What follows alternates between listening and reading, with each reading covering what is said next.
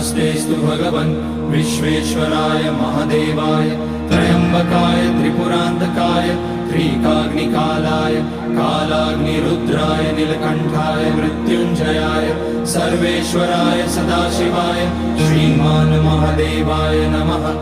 ॐ नमः शम्भवाय च मयोभवाय च नमः शङ्कराय च मयस्कराय च नमः शिवाय च शिवतराय च। ॐ त्र्यम्बकं यजामहे सुगन्धिं पुष्टिवर्धनम् उर्वारुकमिव बन्धनान् मृत्योर्मुक्षीयमामृतात्। नागेन्द्रहाराय त्रिलोचनाय भस्माकराय महेश्वराय नित्याय शुद्धाय दिगम्बराय तस्मै नकाराय नमः शिवाय। मन्दाकिनी सलिलचन्दनचर्चिताय नन्दीश्वर प्रमथनाथ महेश्वराय